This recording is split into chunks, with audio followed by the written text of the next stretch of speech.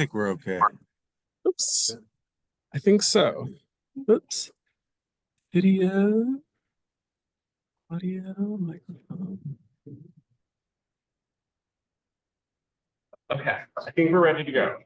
Test. Are we going to use this? Here we go. There we are. All right, Drew, did you see me the thumbs up when we're live and recording?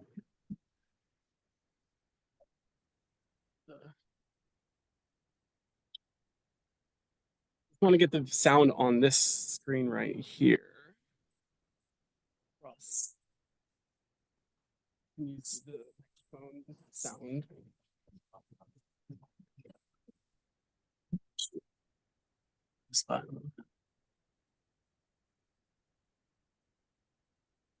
The Microsoft array for speakers. What's this? I think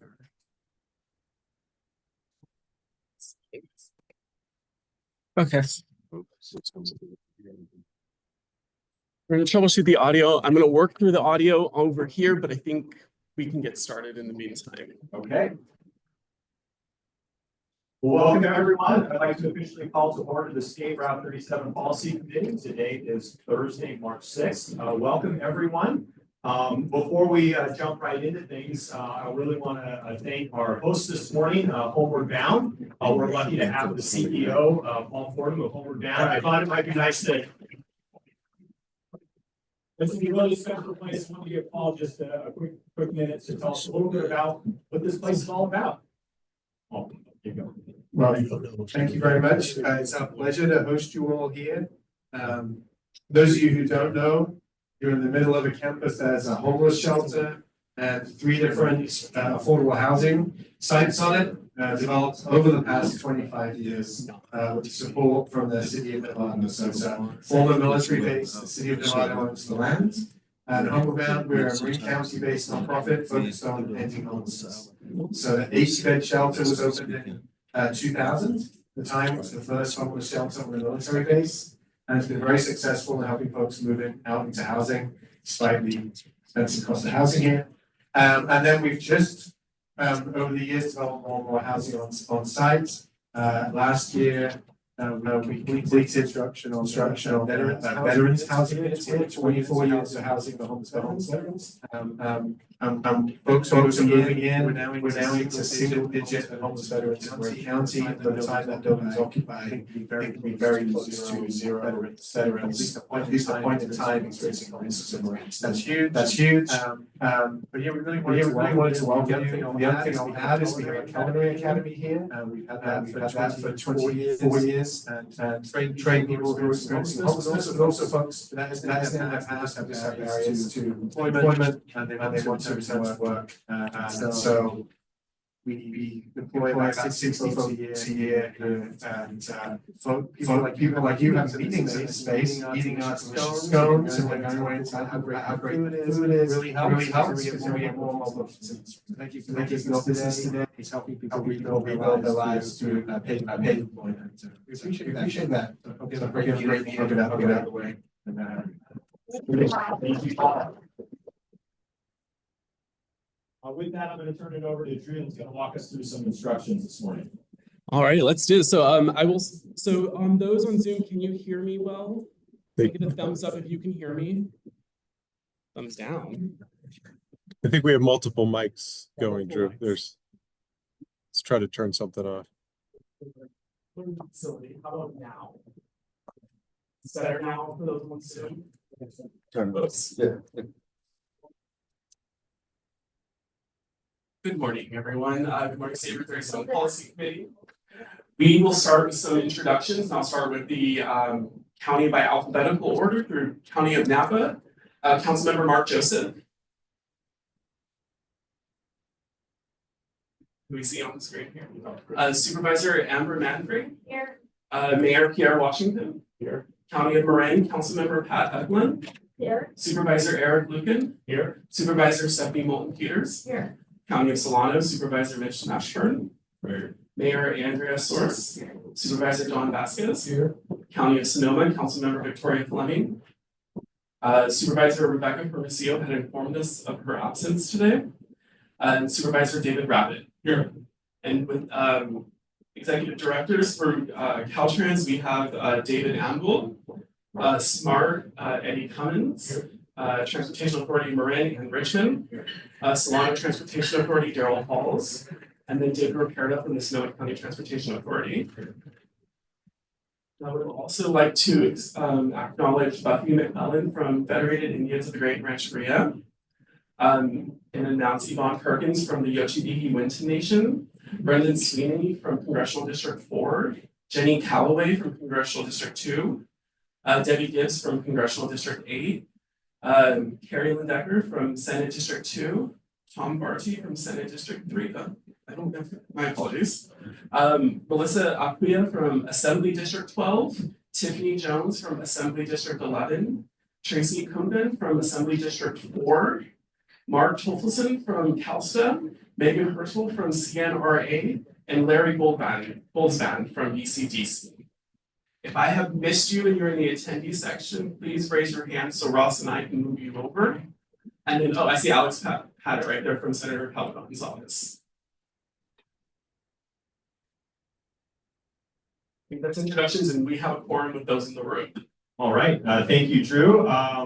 Great to see everyone and welcome. I'm going to turn it over to Ann Richmond, who's going to welcome all of our new members.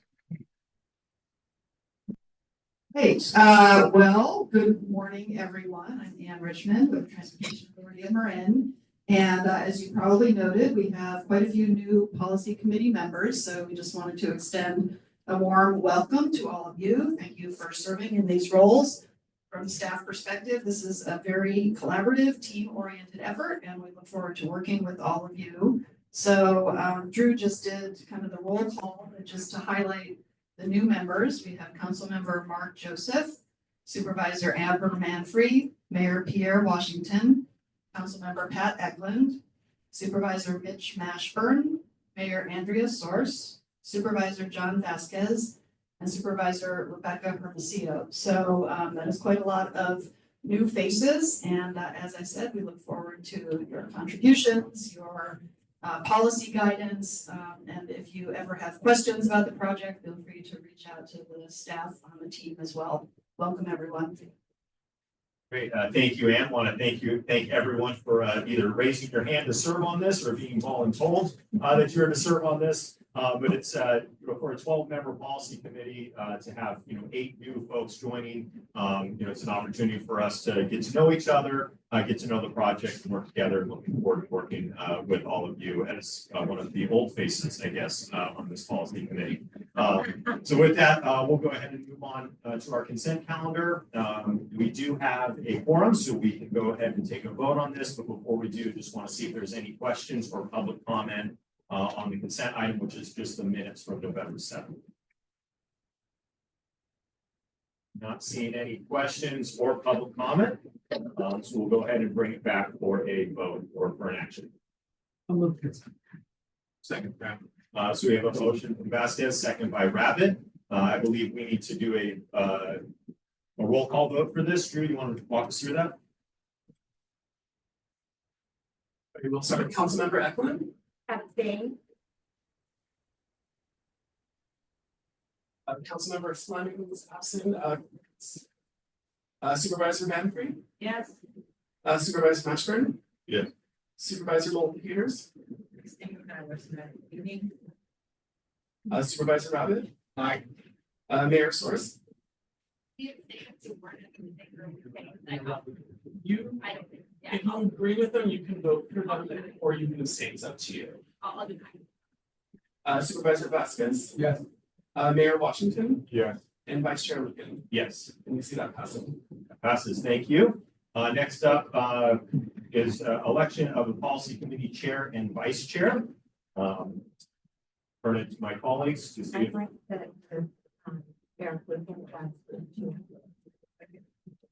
Okay.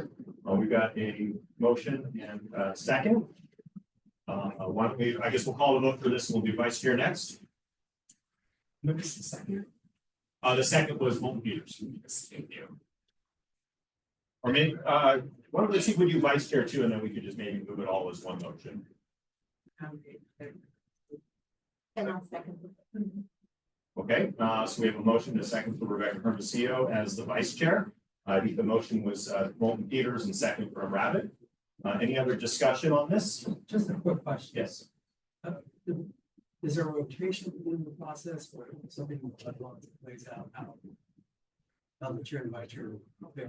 I don't believe that there is. Certainly, my intentions would be to do this just for a year. I think with 4 different counties represented, we meet 4 times a year. It makes sense to rotate this every year and rotate it amongst counties every year. So I don't believe it's formally in our bylaws, but I'm happy to. It's just the different organizations that do it differently. It's just by nomination, set guidelines. That's fine. Yeah, but just so everybody knows, my intent would be, first meeting of next year, we would rotate it again. I think it's good policy to do that as this group.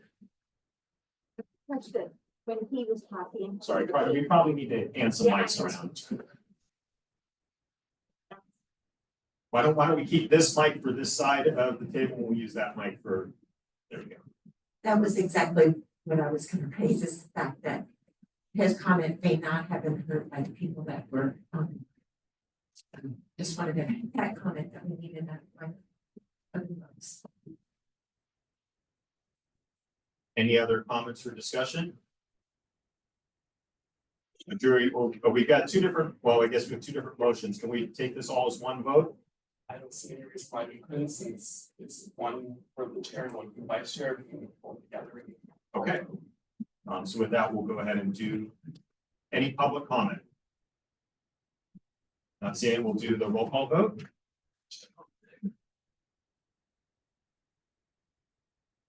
I don't see any members online wishing to speak. Councilmember Edelman, I.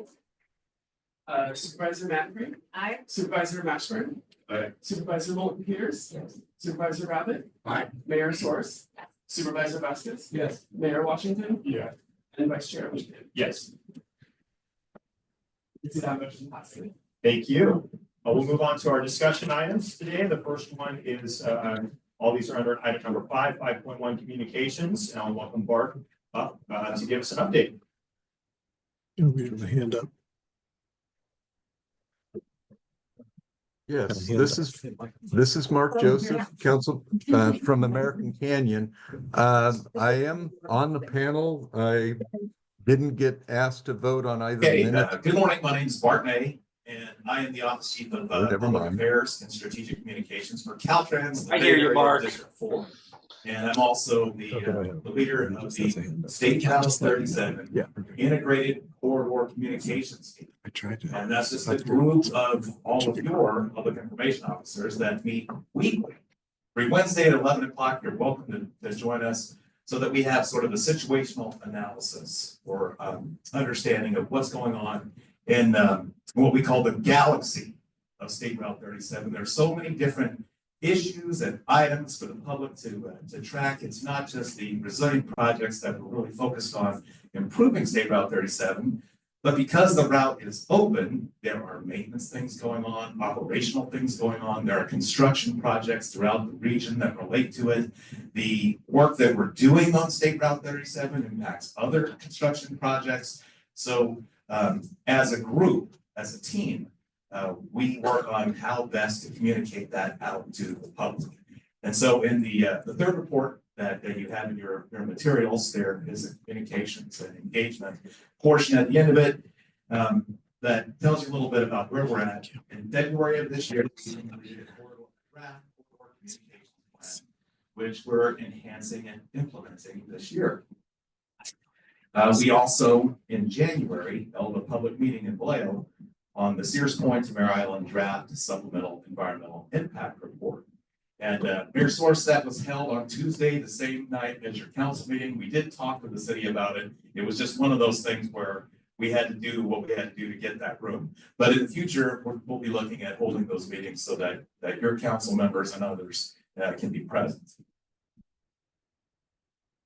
In the third report, you'll see that there are public meetings listed. So far, it's just the 5 policy meetings, including this one. The dates are all in the report.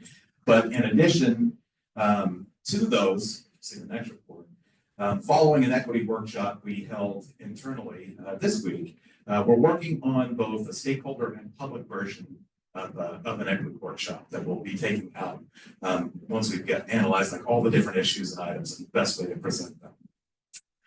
The communications partnership team additionally is working on our comm strategy to keep the public informed on the exciting construction of the Fairgrounds Drive project.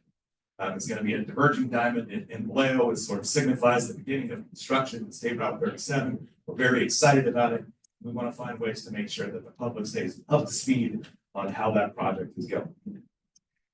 Also, we're working on visual tools that include simulation and potential signage that will help the public understand some of the more complex issues happening in that entire galaxy of State Route 37. So that's what we're doing in communications right now, and I'm open for any questions. Okay, any questions? We'll look online. Questions, or we could just go to public comment as well. Not seeing any there. Any here in the room? Okay. Thank you, Bart. All right, I'll leave the microphone here. All right. We'll move on to item 5.2, the near-term Sears Point to Mare Island improvements. I think, Kevin, are you going to kick this off for us?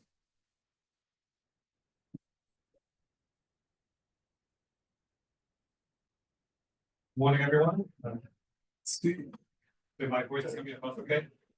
All right, so I'm here. You want the presentation? I'm coming right now, one moment. My name is Kevin Chen. I'm with the Metropolitan Transportation Commission. Yeah. So I'm here to give an update on the State Route 37 Sears Point to Mare Island Improvement Project, which is one of the near-term improvements that we are pursuing on this corridor. Let's just do. Go to the next slide, please. Okay, actually, you've got the clicker should work there, Kevin. Let me just go full screen here.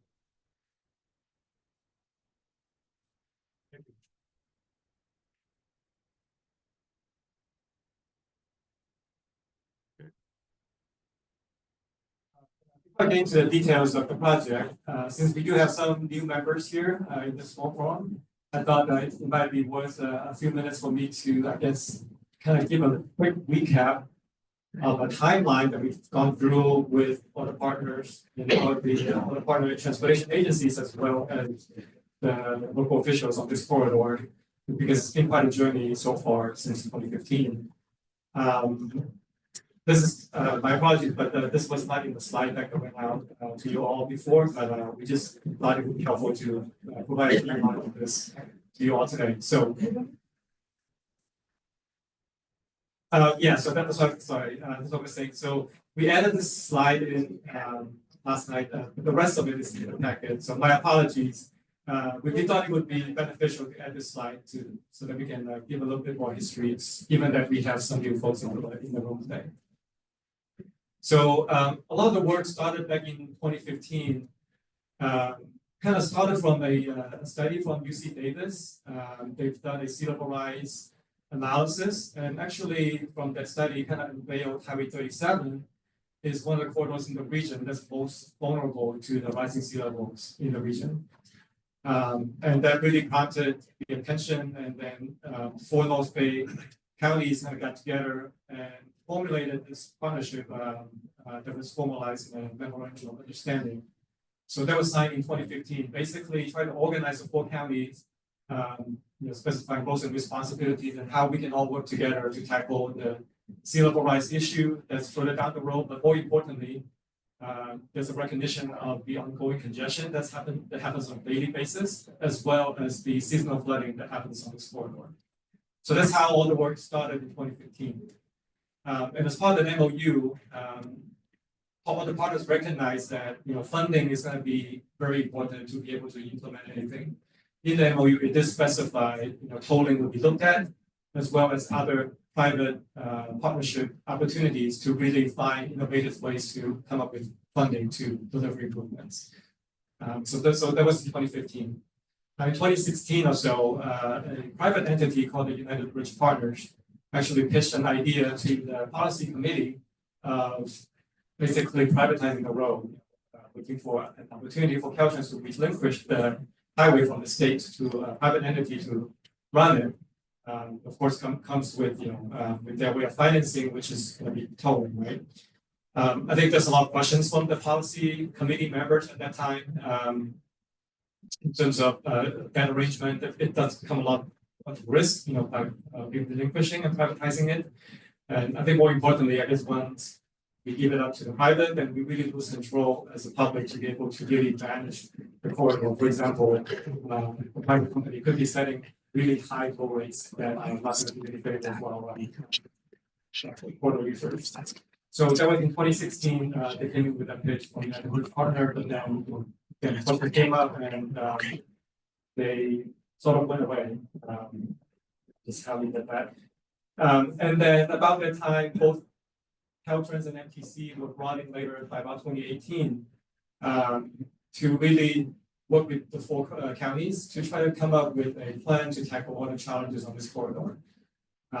We've done a very robust outreach plan back in the 2017-2018 timeframe, really try to understand all the issues that we can get from the public, from their standpoint, and what's important to them in terms of how to address those issues. The consensus that by far is there's an immediate need to address traffic congestion that's happening on the corridor. Yeah, that happens on a daily basis, and the level of congestion is very significant. And we also broached the topic of tolling, understanding that there's no dedicated funding for real significant improvements of this corridor. I think the partner's done some studies. If we just assume a steady contribution, if you will, from the state on this corridor on an annual basis, we won't have enough money to do anything substantial until year 2088. That was the analysis done back then. And by then, this highway would be well in the water based on the projected sea level rise, which is projected to happen by about this mid-century, by about 2050 or so. So that's really not viable and really not something that we can live on. So just to capture again the 2018 corridor plan, we worked on a roadmap to implement near and long-term transportation improvements in parallel. At the same time, we've got a lot of public input and really approached the topic of tolling with the public. Then in 2019, once we have the collective body of the policy committee agreed on this approach on the corridor plan and how to tackle it, MTC and Caltrans were really brought into the picture, formalized the partnership to add both MTC and Caltrans to help deliver the project, and also to look at how to implement tolling because of the expertise from the I guess the MTC family with running express lanes as well as toll bridges in the region, and really working with Caltrans on the project delivery side. So that was an updated MOU in 2019. Then we started the actual project delivery process with the public. So we kicked off the environmental process for this near-term project, Sears Point to the island improvement in 2020. And then we completed the EIR process in 2023. Again, throughout the process, there's a civil component of the project in terms of mining the road, but there's also the tolling component that we've reached out to the public about on the project. And in 2023, we received the approval from the California Transportation Commission, CTC, to authorize the BAFA, the Bay Area Financing Authority, to be the operator of the toll facility in the region. So that happened in May of 2023. So here we are in 2025. The project is going through final design right now. We do have a target to start construction next year in 2026 with the first phase I'll talk a little bit more about. And then we are really looking to deliver the project in 2029. This project is not just for transportation, but we are really trying to address the imbalance housing and job issue that's in this region to address the equity issue that's out there. But more importantly, we're also using this project as an opportunity to provide really ecological benefits. So that's all we're targeted for 2029.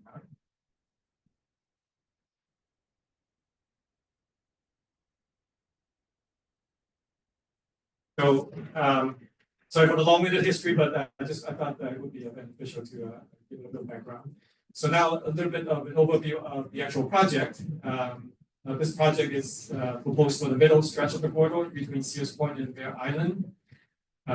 So that it's about 10 miles from Mare Island to the Sonoma Raceway at the 121 junction in Sonoma. The project is intended to improve traffic flow and reliability.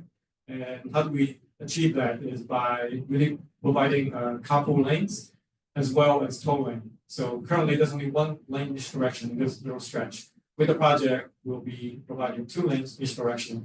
One of them is a carpool lane and one of them is a tow lane. The carpool lane would really help incentivize people to carpool. As you've seen throughout the region, that we do have carpool lanes across the region. More importantly, it allows our transit operators to start running transit on this corridor. As you all probably know, there's actually no bus transit, no public transit whatsoever on this corridor, and that's been one of the big challenges. Without it, there's no incentive for people to think about different modes of travel. And we just don't have a highway system that can accommodate everyone from just driving on their own. We really need to get people to carpool and take transit. Now, equity is definitely on top of our minds since the get-go. So we are thinking about mid-space discount as part of the tolling component to further address the equity concerns that we've been hearing from the public all along. And as I mentioned earlier, this project does support early restoration efforts and ecological enhancements. And the 2 things I mentioned is the Tolling Creek Bridge that's on the western side, just east of the 121 intersection. Currently, the bridge is very narrow, 60 feet or so. You won't even notice when you drive it. But we do really need to have a longer or wider bridge, in order to accommodate more water flow through the bridge. And that's needed to help facilitate the planned restoration in that area. So that's one area where we'll be providing early restoration and ecological benefits. The other one is what's called the strip wash east component. That's in the Solano County side of the highway, south of Highway 37, where the current marshes are really degrading rapidly. We want to use that opportunity to reestablish the marsh in that area. And in return, not only are we going to regrade wetland, but it's also going to be serving as nature-based solutions to protect the highway from near-term flooding and provide some resiliency for the corridor. Last, I just point out that you might know that the current highway actually undergoes subsidence over time. It happens on an annual basis. Highway actually sinks. So part of the project is to really confine the pavement, if you will, so that you can really prevent or minimize highway from sinking. Like we have 2 problems. We have sea level rise, but we also have roadways subsiding. So this project also will address that issue as well. So again, all those things are going to work together to make the current highway more resilient. And then over on the right side, you see the schedule. We are currently in design. That's going to happen throughout this year and next year. Caltrans is in the process of getting a construction manager, general contractor on board pretty soon in this spring. That's really a pretty innovative way of for us to get into construction, because we will be able to get the contractor to work with our design team to come up with innovative ideas on delivering the project more efficiently and more effectively. The construction is slated for 2026 and 2029. We have some funding to get started with the first phase of the project, but we are actively seeking for more funds to deliver the rest of the project. The total price tag for this near-term project is about $500 million. As Bart mentioned earlier, we had a public meeting on January 14th in Vallejo, and the purpose of that public meeting was to disclose the draft environmental document. We call it supplemental environmental document to really include the strip wash east improvement that I mentioned earlier, some of the design adjustments. We have about 60 members from the public that attended virtually, and about 12 persons attended in person. The main comments that we've heard from the meeting were mainly related to tolling, which is not a surprise because tolling is something that a lot of the publics are interested about as well as concerned about. One of the main comment was the location of the toll entry, in terms of what was proposed. Just to reiterate the comment from what we heard is that folks in Solano are getting told, but not so much folks on Mare. So just wanted to share out that's what was one of the comments received. The project tolls the disadvantaged folks to deliver improvements about and that's the message that we heard. The third related to tolling is that toll would create conversions because some folks might avoid paying the toll to cross 37, so they'll find other routes to get across, which they create impacts on other neighborhoods. And there are other comments that were raised from the public in that meeting, but these are some of the key comments. So I just want to spend a couple of minutes talking about some of those questions related to tolling that we've heard. This is by far not a complete approach to really trying to address and have solutions to at this point. But we want to explain a little bit about how we got to where we are today. So again, with this project, we are converting the existing lane to an HOV lane that will not be tolled. So for those folks that can actually carpool, this is an option for them so that they don't have to pay for a toll to travel the corridor. And I remember too that we are providing bus transit as part of the project. That's not an option for people to get across the corridor and not having to pay a toll. Now with the project, we are constructing a new lane, and that lane will be tolled. So that leads to the question on why are we proposing tolling? Tolling is really not just a critical component of the project, but it's really a required component of the project for two main reasons. One is really funding. We've been talking about funding, and in 2015, that without dedicated funding on this corridor, it's really difficult to implement anything. So with tolling, it can help generate funding to go directly towards the construction of the project. Also, I want to note that we don't expect tolling to be fully paying for anything, but it will pay for a big chunk of the near-term project. But what it does is that if we get the authority to toll, it allows us as an agency to finance, to borrow money upfront or to deliver the project. But that money can also serve as matching funds as we compete for other state and federal grants, which is very important because without matching funds, it's very difficult or impossible to compete for those discretionary funds. So that's one key component as it relates to tolling to help in funding. The second piece is also very important. But I'm calling it to reduce traffic congestion.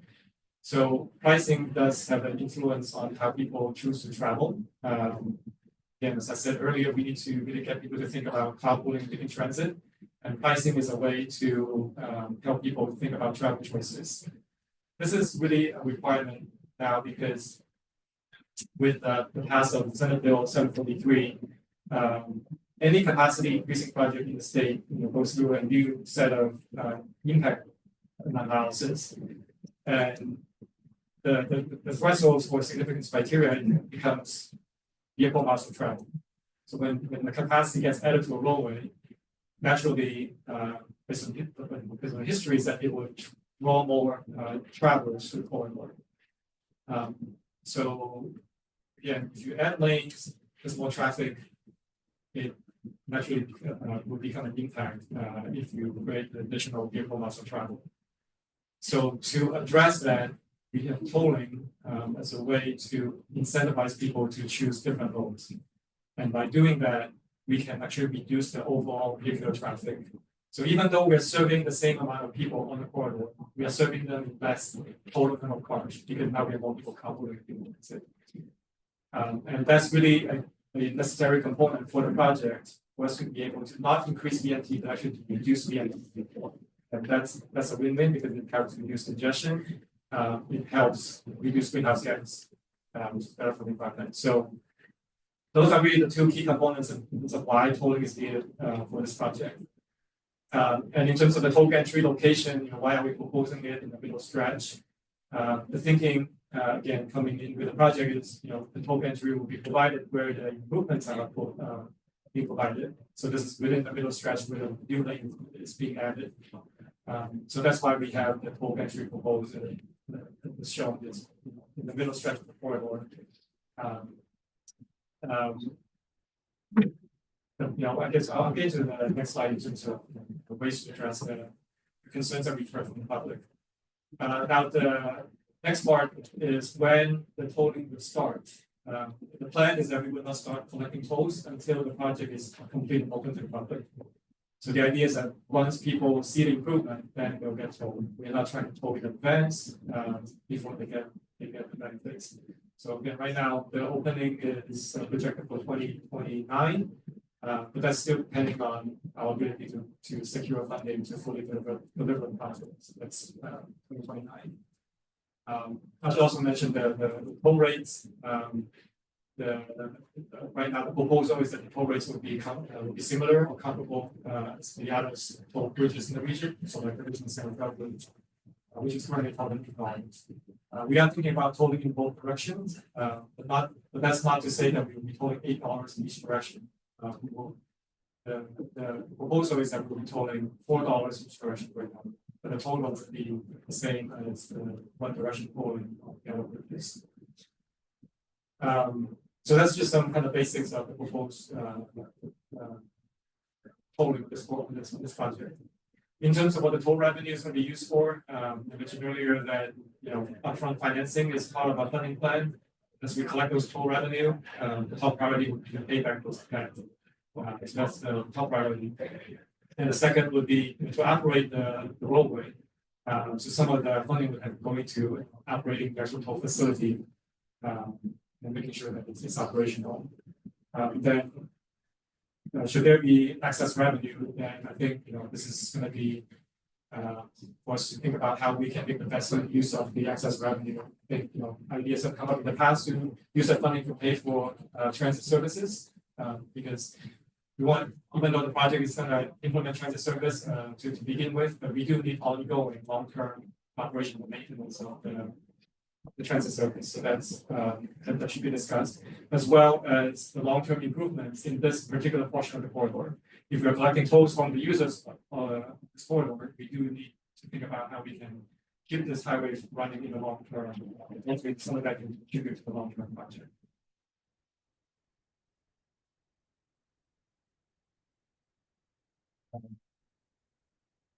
Okay, so yeah, a lot of questions came out as it relates to tolling.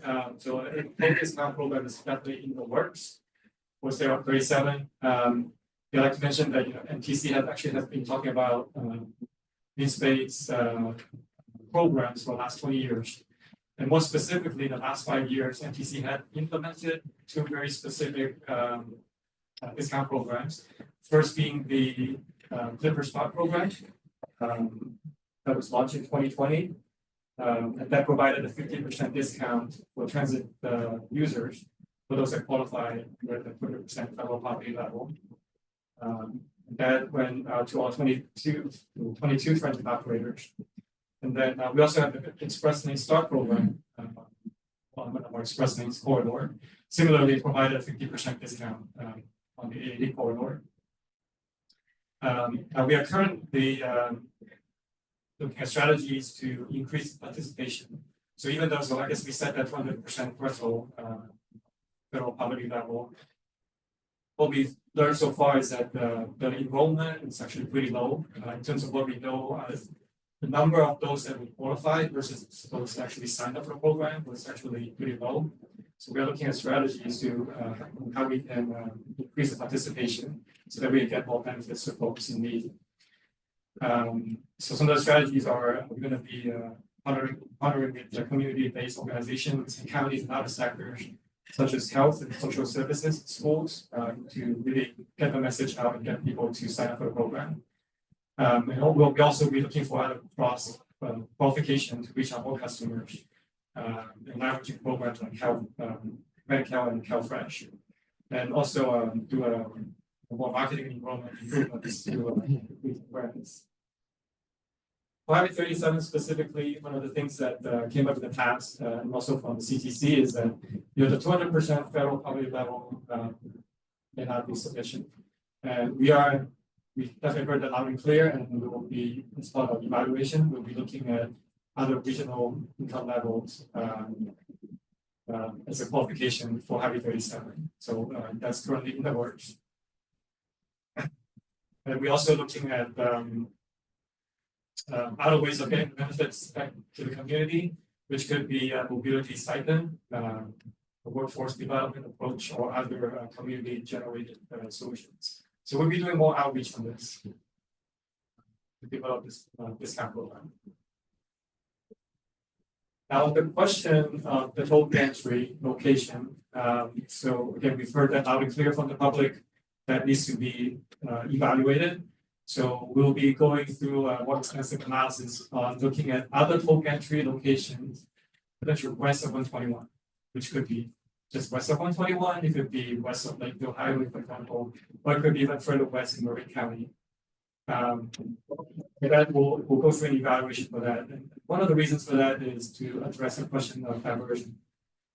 As currently proposed, the toll gantry location east of 121. There's concerns about folks diverting to Highway 29, for example, that's going to cut through the American Canyon and other parts of Napa, use Highway 12 to get across with the single the map here with the bottom image and highlight some of those potential diversion routes that we've heard from the public. So that will be included in our evaluation. As we look at other entry locations going west, it may trigger other different travel patterns. So again, all of that will be evaluated in the coming months, and we'll hope to report that back out in the next or the following policy meeting. So diversion is one of the areas that we'll be evaluating. The other area that it will be affecting in terms of toll gantry location is revenue, because traffic level does vary depending on where you go on the corridor. So that's one area that we'll be looking into too. So it's both the traffic diversion as a potential revenue impacts that the actual toll gantry location would have. And the timing of implementing the tolling on the different parts of the corridor. So we'll be looking at that as well. So this is just a starting point, not a solution, but we just want to convey that we've heard all these concerns from the public, and we are taking the comments very seriously, and we will go through very robust analysis, and we'll be going back out to the public for more inputs. And I think as public servants, we want to hear from them, and we want to be able to get that input throughout this process. So we do plan to do more public engagement in this summer or fall. So with that, I'd like to pass it to Dave and Mare to talk about the near-term plus commitment.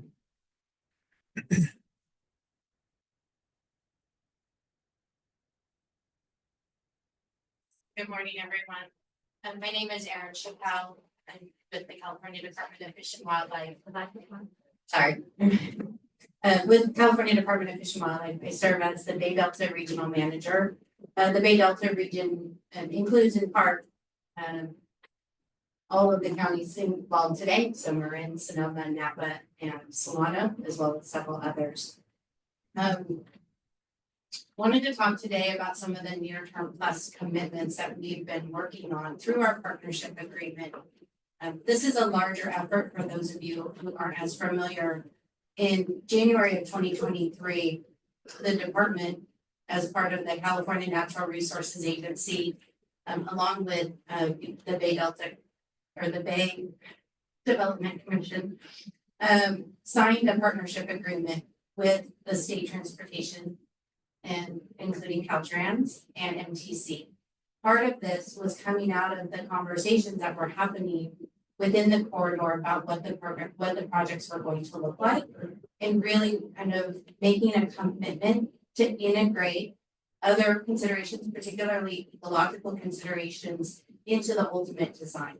So it was timed according with the phasing of them moving into the design to really maximize the benefits, which is, as Kevin mentioned, two elements that came out of that partnership agreement was the expansion and lengthening of the Toll Lake Creek Bridge in order to create greater hydrologic connectivity and additional enhancements for Strip Marsh East. So as we were working through that process and having the conversations, we were still getting a lot of input about, could we do more? Are we doing enough? Could we look at it again? And so in the summer and fall of 2024, we took a pause. We said, let's step back through a series of workshops and really look at the project. And really look at the elements within the project. And are we maximizing those benefits? So to be responsive to that input that we were hearing, we presented the results from that workshop to you at the November Policy Committee, integrating at that time some of the considerations of the time-sensitive wetland restoration needs and the importance of facilitating those projects now to maximize the ecological benefits into the future. Wetlands are incredibly resilient, but they need time to establish and really provide the benefits that we're looking for. And so that it was really like, could we look at a way to facilitate some of the land restoration to create that time? And that was really captured in Jeremy Lowe's presentation on the steps needed to really create that hydrologic connectivity to support those restorations.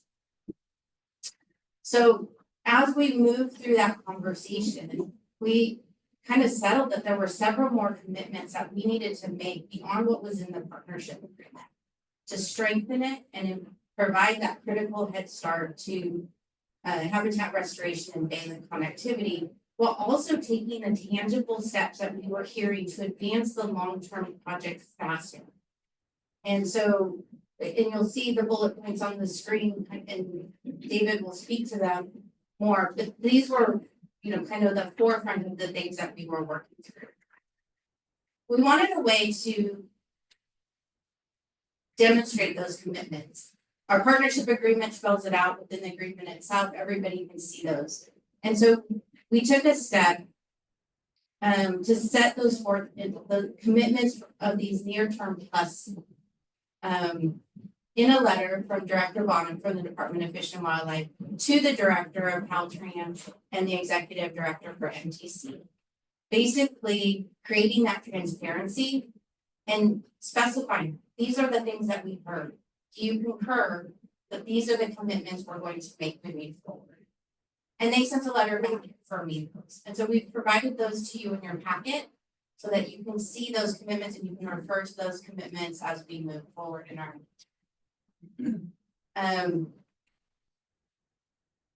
I think where we're really looking is creating that collective commitment to deliver a multi-benefit project that maximizes the important benefits both to the environment and to the communities in the near term. So with that, I'm going to turn it over to David to provide a little more specificity on the commitments that we made. All right, thank you, Aaron. David Anvil, Chief Deputy District Director for Caltrans. And just sticking with what Aaron has talked about, expanding the original scope of Tulare Creek Bridge placement to the near-term plus project and advancing the long-term project at State Route 37 121 intersection builds on our preliminary design and supports habitat restoration and interim roadway resilience. Developing and implementing both near-term and long-term resilient State Route 37 projects will provide corridor-wide equity-focused benefits, including resiliency, ecological restoration, and conservation, multimodal transportation, and access to baylands. Caltrans and MTC commit to deliver benefits related to State Route 37 Sears Point, Mare Island improvement project, including environmental restoration, consistent with the Sonoma Creek Bayland strategy, transportation benefits to enhance quality of life, mitigation credit agreement opportunities, workshops on equity, and coordination with SMART on needs and alignment options. So as noted on the screen, dedicating $10 million in local funds to begin the environmental phase of the long-term State Route 37, 121 interchange in fiscal year 25-26. So that'll start this coming summer. Installing long-term project commitment signage as part of the Tulare Creek Bridge replacement construction. Expanding the near-term Tulare Creek Bridge replacement scope to excavate below marsh elevation to increase tidal flow to support upstream restoration of Sonoma Creek Bayland strategy. And then further, pursuing advanced mitigation in order to accelerate environmental benefits and restoration. These are some of the key commitments that are in the letters that you'll read through. We continue to work, meeting monthly with CDFW, MTC, and Caltrans to start looking at how we're going to stand up a program for this advanced mitigation. So,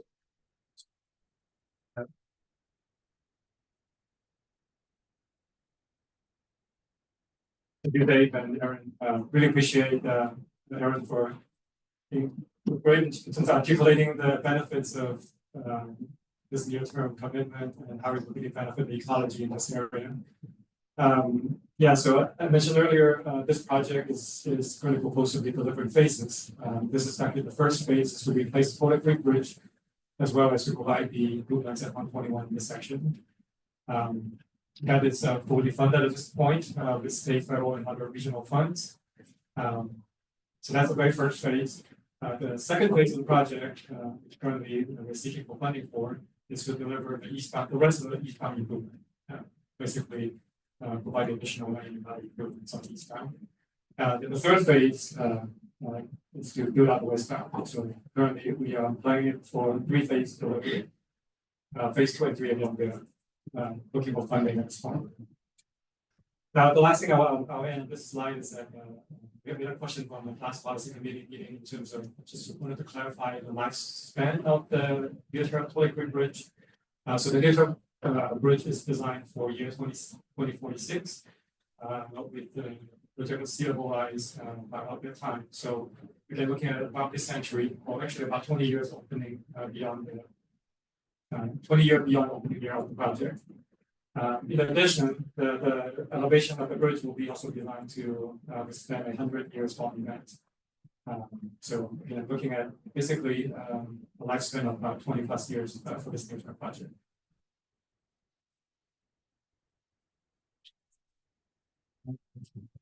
Next slide, we'll talk about the fully protected species. Daryl, would you like to start us off?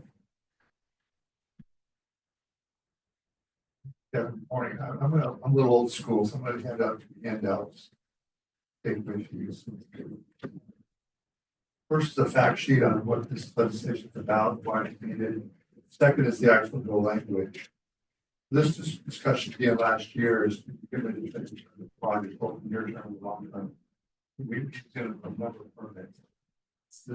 But some of these things are clear, so it's the fact sheet identify what's needed. So the PowerPoints to see what the reasons are for an existing possibility of time state money. But we're not going to strict environmental process. We're going to permit the fact sheet that you prepared by FEC staff will help they're just facts. Whether you're for or against the legislation, fact the legislation. And then also Lori Wilson of Larson, and of course, shares the interpretation. Yeah, I'm having a little difficulty hearing. Is there a better way to work about it? Okay, talk about it. That's great. Perfect. The pleasure same voice. Yeah. Okay, so anyway, I've got about two fact sheets about legislation. We were asked to FT because Lloyd Wilson represents Solomon County to get a sponsor. This business last year didn't go very far. Then in this very end of the session, so we've introduced the bill. The information today. So far, STA and MPC have endorsed the legislation. Support. There's no one now we're in the process of doing so. We want to get this legislation passed this year to help deliver the project in the future. Again, I want to stress both the interim project and the long-term project in this legislation. So anyway, that's really what we're doing. That's been an FYI. There's a couple of weeks before the bill is going to be introduced. We are talking to our southern state legislators. We also have something to involved in our county. And I guarantee everybody's affected by the legislation. We approached about it. Okay, question. There's a question about the house being delivered. I got to take birth and Kevin Chen there in the back will be a question about what is there.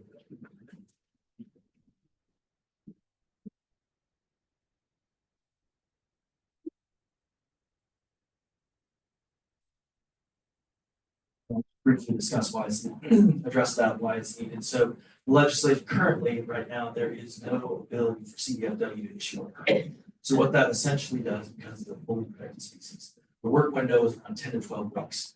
A little closer, okay? Gets a little fuzzy, but I can do that. So currently, without the ability to issue a permit, the work window is 10 to 12 weeks. What this legislation does, it allows for an ITP. It does not skirt, a permit. It actually requires an ITP. There'll be mitigation measures associated with that. If you look at Lori Wilson's fact sheet, you will see that in under the heading "This Bill," what it does. So what it does is it allows normal work windows of 6, 7 months, right? And so the cost that we put up here earlier of 500 million is actually real, but only with this legislation. This legislation does not go, it increases the cost because work windows are shrunk down to, in the week range, right? So essentially without this, the interim project and the ultimate project, the costs skyrocket and our ability to deliver the project goes away.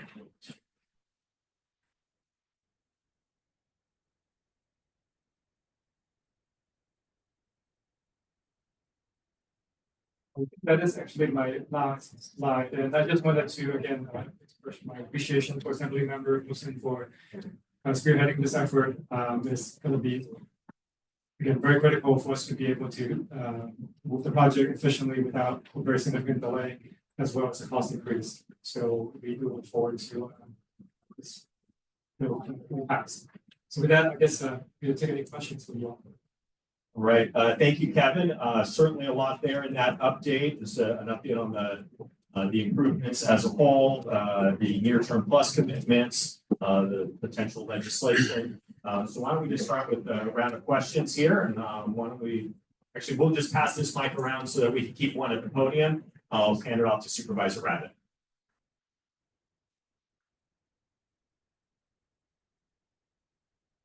Great.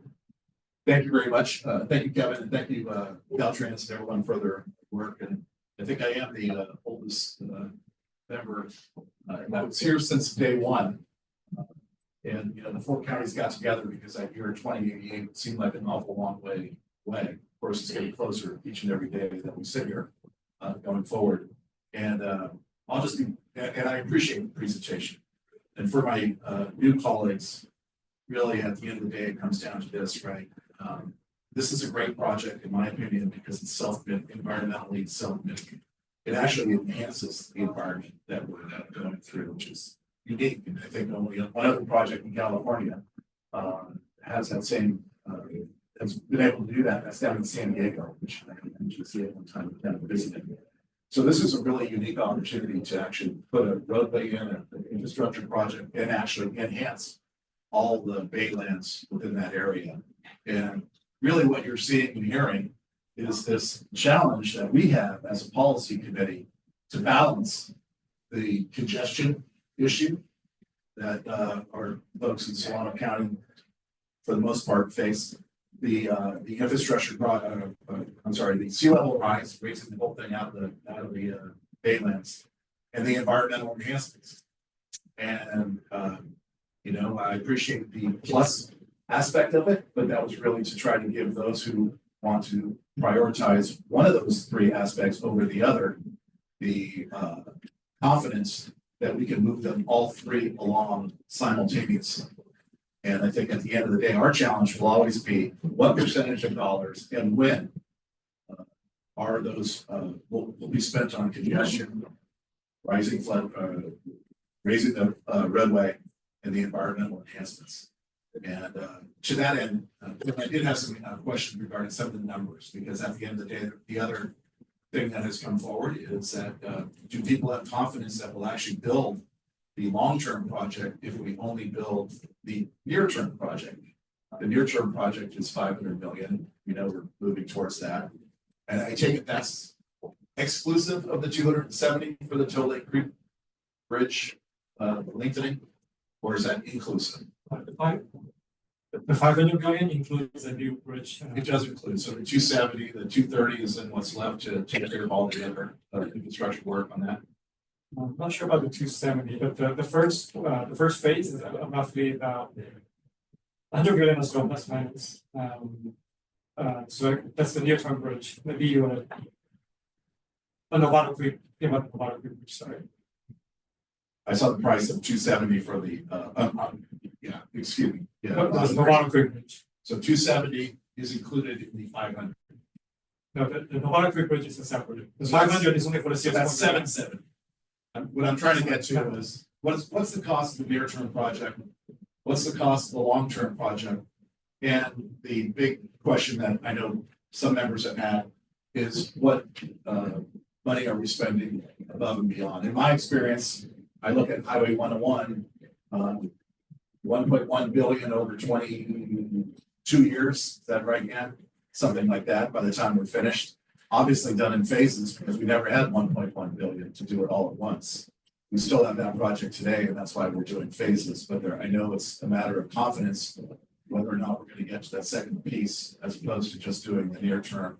And then, of course, within that subset of challenges is what percentage then are we spending on the environmental enhancement versus the congestion issue versus the rising of the roadway and how those all come together. And I do think that we need to, I know I always appreciate the data and the numbers to try to really look at those things because the number that I see in here for the final project is a lot lower than what we've always talked about in the past.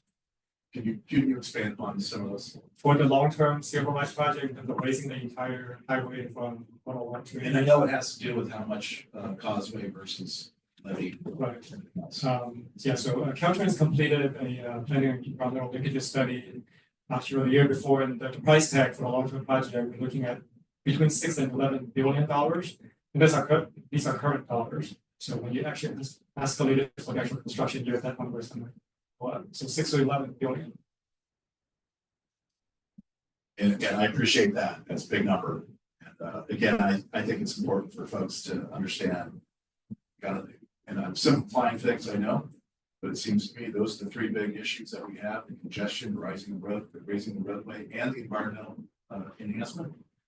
What percentage of dollars and when and what priority gets spent on that seems to have been our continuing challenge that we need to move on from in order to get all three aspects moving at a good pace so that we can get there in the long run. I'll leave it at that. Thank you. Thank you. I have a few questions, and David, you're not the only original stanza. There's another one. That's me. I want to acknowledge the environmental benefits that are now built into the Plus project. I think they're really worthwhile. And as an MTC commissioner, I want to acknowledge and build on what Director Rabbit said. You mentioned something, Kevin, about addressing the jobs housing balance. And this has been on the minds of all of us since this project started.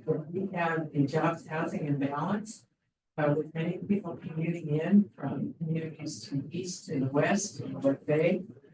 And that was one of the main objectives, in addition to addressing flooding and sea level rise. But I'm commenting this because there are some larger themes and processes being baked into this project that we may not recognize in the Bay because we're relatively uncongested compared to the rest of the Bay Area. And so I wanted to give Kevin an opportunity to acknowledge that some of the work on VMTs, we may see them on Highway 80 and 101 widening, but by and large, these are not, and some of our local projects, but again, these are concepts brought from the rest of the Bay Area that are front and center for Bay Area communities that are being woven into this project. And then additionally, the tolling strategies are part of how we maintain our bridges throughout the Bay Area. I think it's another thing that this policy may not be as acquainted with. Just don't have so many bridges. So, Kevin, I made a lot of comments, but I wonder if you could just comment about using VMTs and the need to have an HOV as the additional lane that we're building. And then also just the tolling strategy that we use on our bridges, and this is part of it for highway bridges. Thank you very much for those comments and questions. So on the BMT topic, historically, if you expand capacity, more people tend to try on their own because now there's capacity for them. What we've been seeing from the other projects in the recent years, including those in the region, is that for adding a capacity increasing project, they would have to address BMT mitigation because the project doesn't do enough about encouraging carpooling or mode shift. They have a BMT increase. It could significantly increase the cost of the project. And I just want to give a sense, not just as significant, but it could actually double the cost of the project. Because now the project would have to look at providing a lot of traffic demand management strategies, providing really like improvements to transit and other demand management strategies in order to get people back to what we are trying to do for this project, again, carpool and transit. And that cost could really easily double the civil cost of providing improvements. And for this project, we are proposing a new carpool lane, which doesn't exist today. But again, on top of the carpool lane, we are also proposing tolling, which is pricing. That, and on top of it, we also propose a new bus service. So all those things are kind of working together to get us a net BMT reduction with the project, not increase reduction. So that really helps us address both regional and state mandates to be able to address our goals to reducing greenhouse gas in the region and the state. So hopefully that. It does, Kevin, and the other thing, tolling is routinely used to maintain the bridges. This is a little unusual to use it to start a bridge project or contribute, but in the end, the maintenance and operations are very standard for tolling. Right, and yeah, once we have it up, we also have to think about the ongoing operations and maintenance and make sure that's working, not just operationally, but also is it doing as intended for us to manage traffic efficiently on this corridor. So that's what we do on the other bridges as well. We're going to go to Supervisor Mashburn next, and then we'll go to Mayor Source and then Councilor Bradley.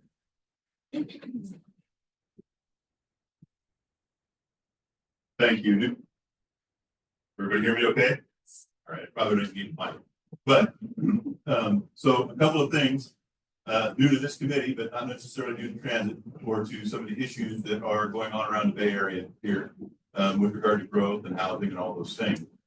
That said, I think one of the things that we need to keep focused on, because we're talking very 30,000 foot view here, is be looking at all of this again through an equity lens. And like Supervisor Rabbit, I also like data and numbers. And in my new role at MTC, I've had some of those shared with me. And some of the things that I would like to make sure everybody remembers is that based on the numbers I heard, 80% of the folks who travel this road are traveling from the east side of that road. And as a supervisor for a county where 65% of the people who work in my county commute out of that county, and probably over 50% of those qualify for the assistance that we're talking about going out. We can talk about putting that out there, but if we look at where we're at right now with tolling and toll lanes and bridges and all of those things, and the numbers of people who actually qualify and utilize that right now, it's not okay. And we need to do better. And we also need to make sure that while we're talking about putting in all of these mitigations for those folks, that we are creating, instead of just being an asterisk at the bottom, that we were going to add a transit element to this. We need to focus on that transit element because that's going to be key. If you want to reduce vehicle miles traveled and you want to get people off the road, we have to have a transit system that's more than an asterisk. It's something that they want to drive on, that they want to use and utilize, and that is safe and economical for them.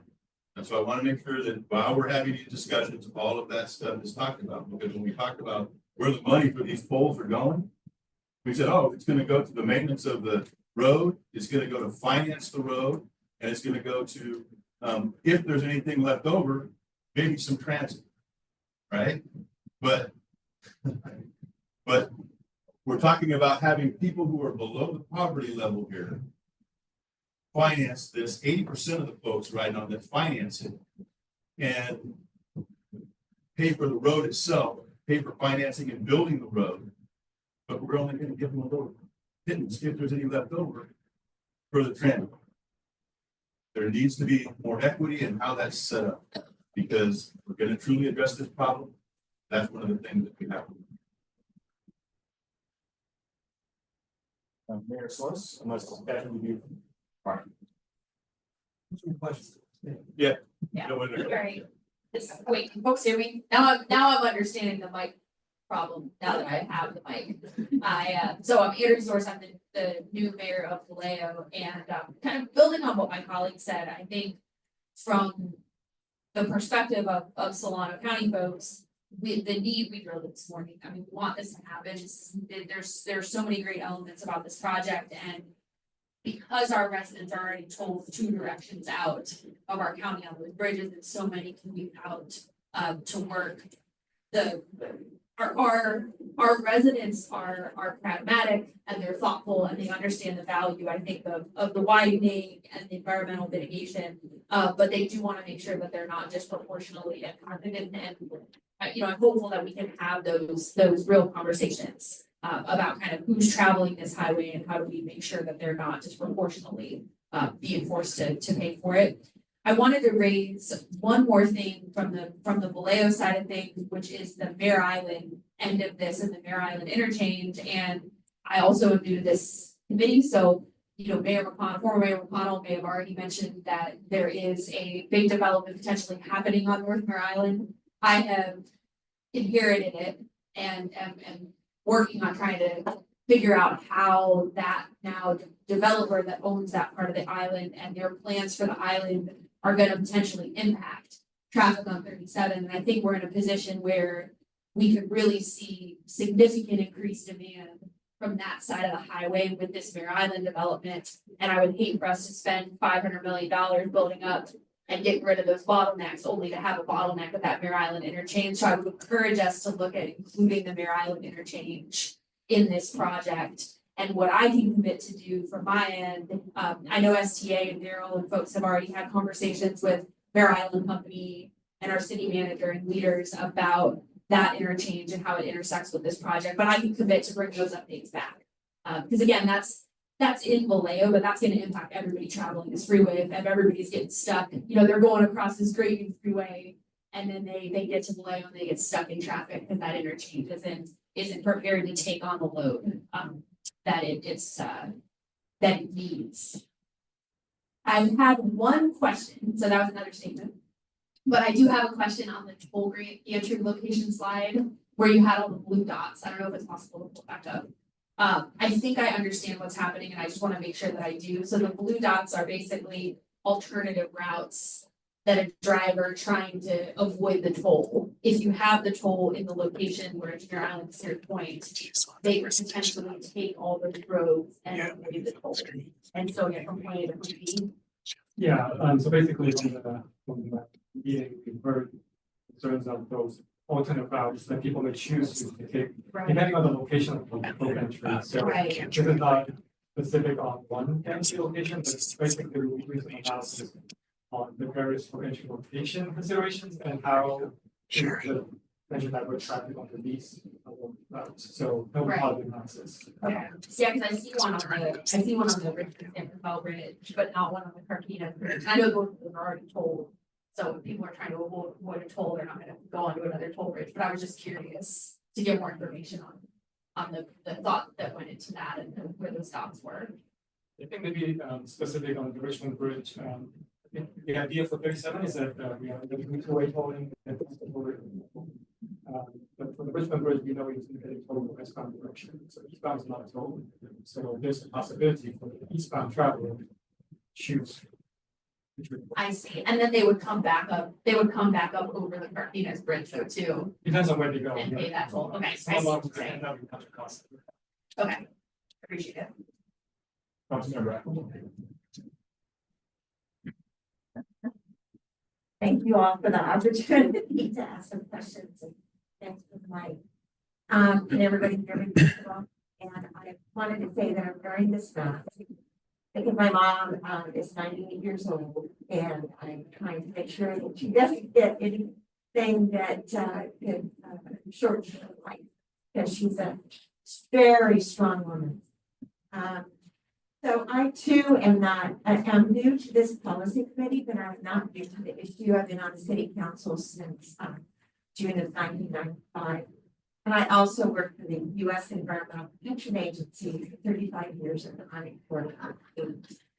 So I've had a lot of experience and background. And I have a lot of questions that I think that it's more important for me to be individually with you at MTC and also with the Fish and Wildlife folks separately on some of the questions that I have that may not be pertinent to today's discussion. But first of all, I wanted to address the issue of carpooling and transit. To some degree, transit was really gathering people from various areas to go to the particular location in San Francisco. That's sort of how it started. And I took transit to San Francisco for decades and saw the transformation from Greyhound to Golden Gate Transit. So carpooling and transit sort of assume that people are going from various places to one place. But in the North Bay, what I see is a lot of people traveling from Solano and Sonoma, going to various places in Marin and Sonoma. And also from that. And so, and in fact, my mom has a caregiver that lives in Vallejo, and she commutes to Marin County. And so I asked her, would you take other people in my car? And she said, no, because my hours are 12 hours work. And so I think we really need to delve into a little bit who are coming from those places coming in. And I asked her, would you pay and do it by bus? She says, no, it'll take you twice as much time. They don't have buses at midnight or 9 o'clock at night when I would come home for hours for 12 hours. So there's a lot of people that are doing that. So I really think that we really need to look into that before we make some of these final decisions, especially about tolling and transit. I think transit has a better opportunity to allow people to be dropped off at different places. I'm not sure they have to work. So anyway, that's what one of the suggestions that I have. The other question I had is, with this project and the additional classified, can you identify either today or in future places aspects of this improvement are similar to the long-term improvement that we're looking at? So this lengthening of the bridge, whatever, for the environmental stuff, is that coincide with the long-term version of this project? If you know offhand or help me to understand, are there any similar issues that we? Because I also want to know about the cost too. So can you answer that? I'll take a stab at the transit question. That's okay. So we've actually done a lot of analysis. And so there's been 3 major studies. There's a rail study that Eddie worked on in California beneath the rail corridor. That's underway right now, being updated. There was a ferry study done a few years ago to look at the ferry service between Vallejo and Oregon County. There's also a bus study done by NAPA initially and Express Belt. We picked that up last year and at TDM, we call it TDM, Danfold or Carnival. The conclusion that we brought to this committee last year during this package meeting, that you would start with the Danfold program. The reason being is in the east part of the county, we've laid out plans for transit. It's going to be about probably out of Fairgrounds project we have. you heard about it. It's gonna include transit the mobility center right next to there, about fairgrounds. Everything's gonna have that there between east to west. Challenge when you get west, you know, you've got a great views. We looked at Nevada, we looked at San Rafael, and we looked at that.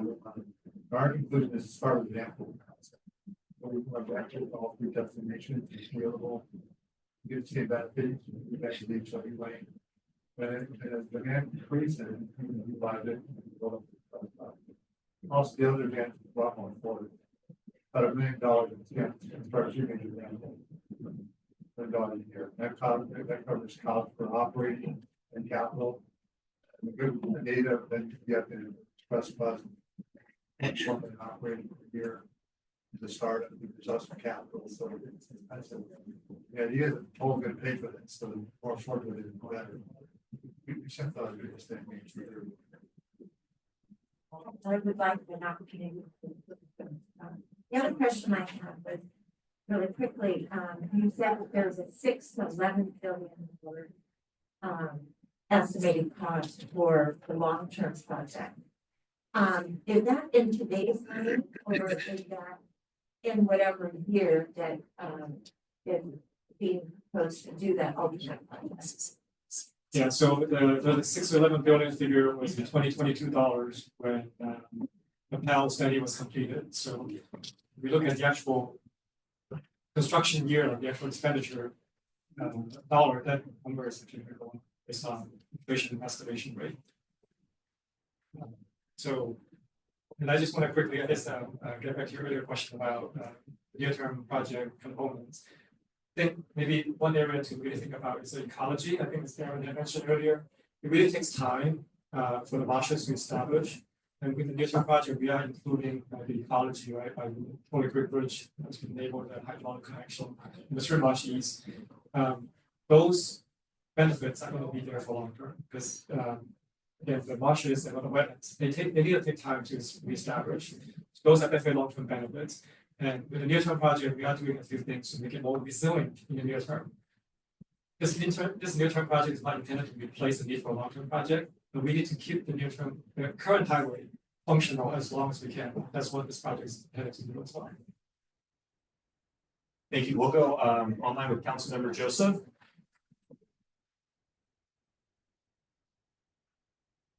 Councilmember Joseph, can you hear us? We don't have, I'm sorry, I thought we had, I think, my apologies, please. No, I think Alex had the same question I was going to ask, so I'll defer to Alex. Well, we saw that the towing a potential towing location in American Canyon, and is that something that's being evaluated? I'm sorry, is that being something that's evaluated, or is that something that is pending? I just want to understand. I'm sorry, I hear my own echo. Is that something that we're going to have tolling there, or potential tolling? It's evaluating, and so if you're in American Canyon, you get told to go to Napa, and just want to clarify where we are in the process there, please. Thank you. So I just want to clarify. Let's fix the X. Just want to clarify that the map, the dots showing on the map, are not intended to be toll gantry locations. They were really to highlight the potential diversion routes for the analysis.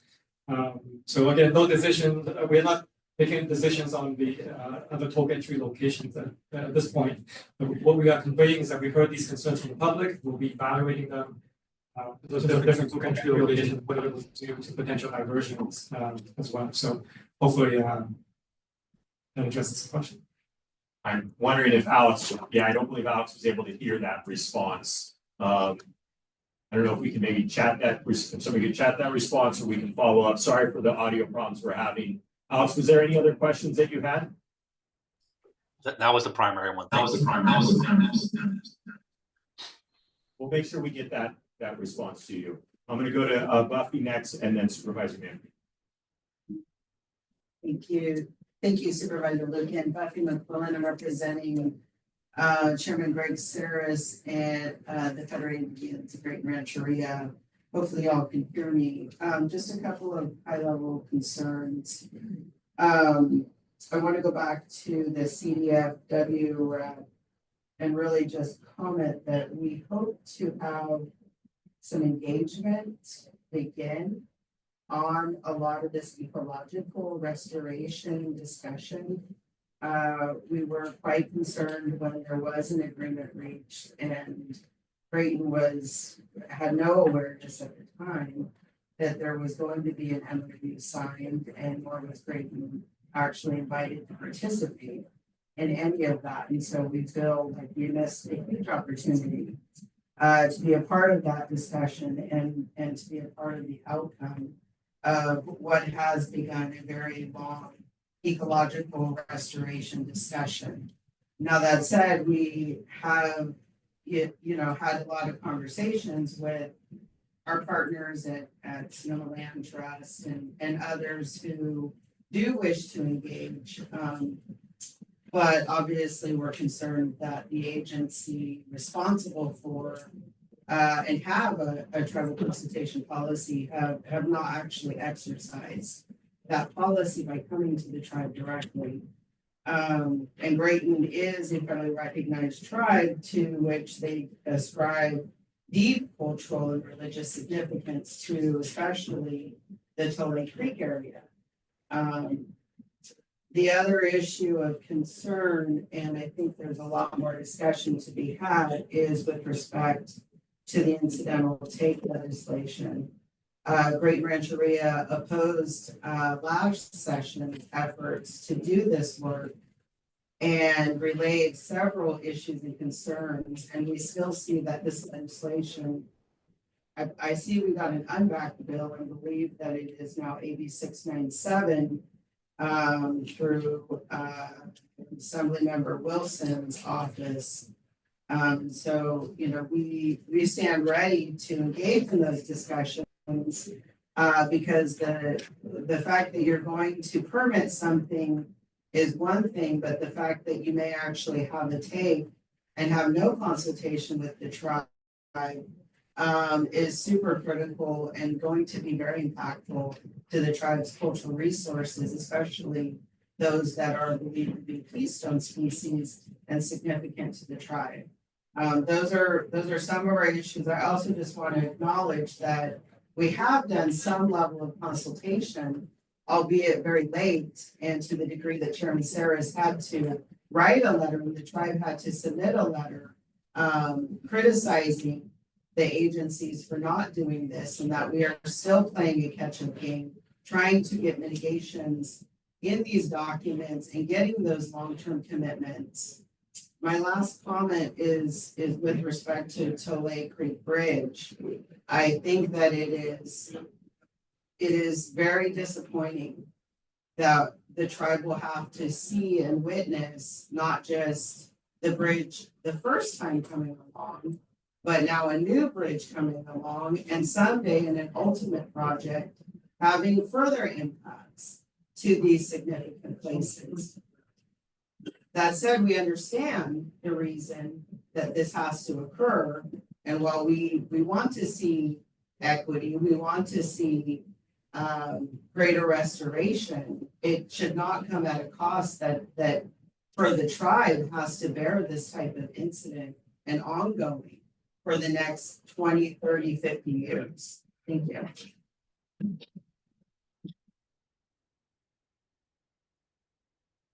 Yeah.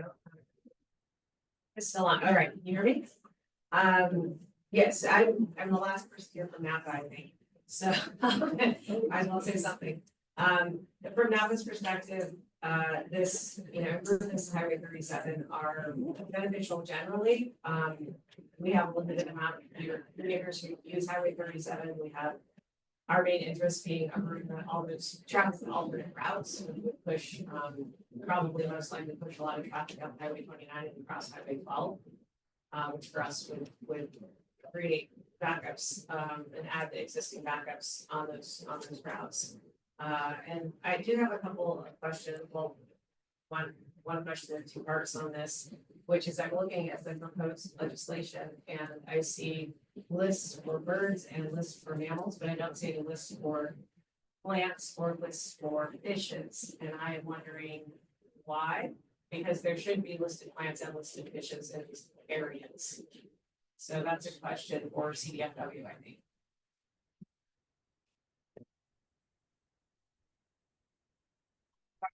I won't speak to the legislation itself, but just in terms of fully protected species.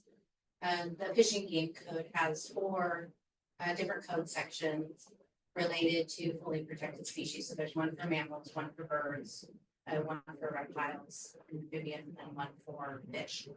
It doesn't include plants. There's not a fully protected designation for plants. We have a Native Plant Protection Act, which handles it separately. For fish, as we've been kind of talking about potential impacts to different species associated with the project, there were no fully protected fish identified. There are California Endangered Species Act fish identified, but no fully protected. So in looking at the proposed language, it's very specific to those species designated in Fish and Game Code as fully protected and doesn't go beyond that. Any other questions from our Supervisor Mashburn? All right, so really quick. About half a statement, about half a question. We're gonna use a microphone. You want to borrow that mic so we make sure those listening online can hear. All right, so this is about half statement and half question. So this goes back to the whole full project versus what we're proposing to do right now, what we're looking at. So sitting and listening to everybody and looking at the project, we got to bust it into 3 phases. And pardon me, I'm just a simple country boy, so I'm gonna break this down simple. We got to bust this into 3 pieces just to get it done, and we can barely raise the $500 million it takes to do that. But we're worried about how we're going to raise somewhere between $6 and $11 billion is what you said this other one might cost. And that's in today's dollars.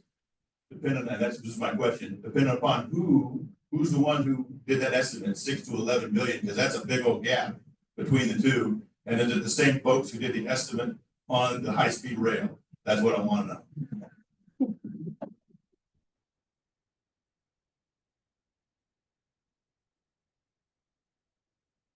Thank you, Supervisor Mashburn, for that question.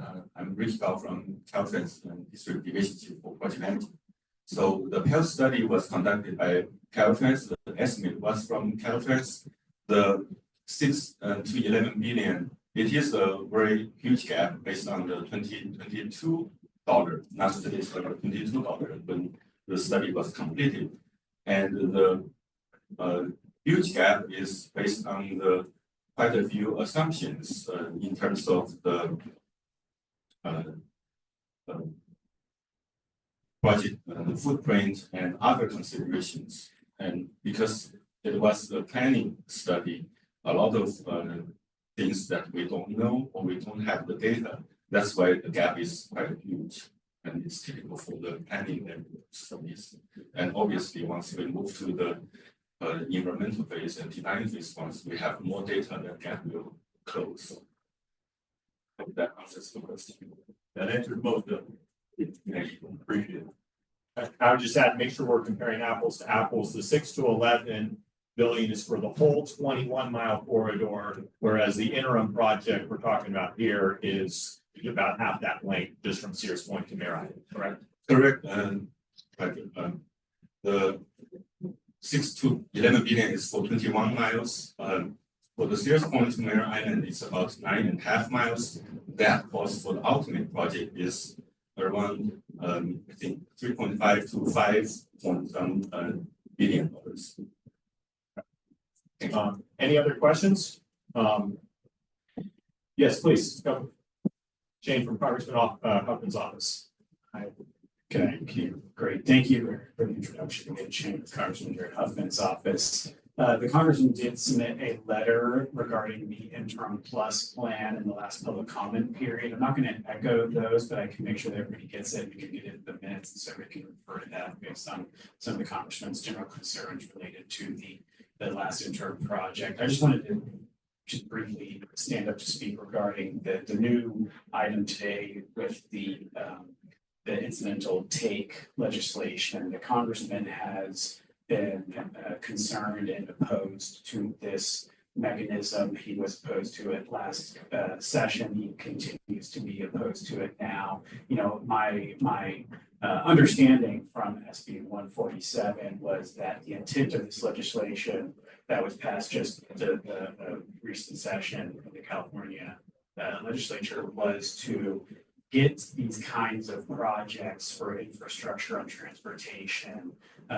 these other big infrastructure projects, to think through more long-term sustainable mechanisms to be able to address things like species protection, mitigation measures. And by having legislation like this to go in and back in and waive this, we think it sets a very dangerous precedent. If the whole intent of SB 147 was to get to more sustainable infrastructure projects, to then on the back end waive the exact intent for that, it seems a little bit counterintuitive and a little bit opposed to what that initial bill was trying to do. And so the congressman just thinks that this is kind of a dangerous precedent and kind of bad policy to set forward. And so I just wanted to stand up and echo those concerns with the congressman. Thank you, Shane. I got just one question or comment, then we'll take public comment. With regards to the incidental take legislation that's being proposed, I'm curious, in the North Bay, we delivered some pretty large projects over the years, whether it's 101, Brimstone Mare's project, SMART, others. Have we needed special legislation to make this work for other projects in the North Bay? And do we have any examples of that over the past 20 years?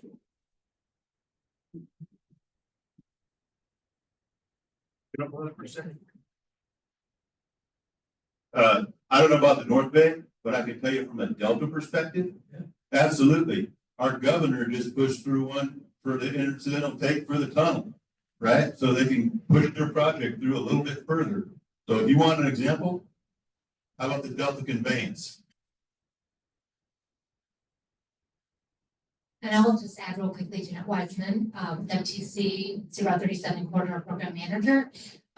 Also for other Caltrans specific projects, we have had fully protected species legislation. And just to add on a clarification to Shane's comment, we would need to have this legislation even if we went directly to the long-term project, because we would be adding a lane and wouldn't qualify for the exemption and for the permit. So in order to address the underlying equity of 2 lanes going down to 1, we need this legislation. And I understand we need the legislation one way or the other. I think what's unique in this one is that we're having to propose legislation for the environmentally inferior alternative and not the environmentally preferred alternative, which would be the ultimate solution. I think that is an important designation. Where was that stated? Pardon? Where was that stated? Well, there's the preferred alternative, which is the ultimate solution, which is the raised causeway. But that has the same environmental impact as what you just said, right? Because they're gonna add a lane. We have to have this legislation either way. You can have the same amount of take. If you put a causeway in, everybody think about the Sacramento causeway. Whether you have a causeway or you have a levee with a road on top of it. Still the right way. It's still a right of way, and you're still gonna de-water that.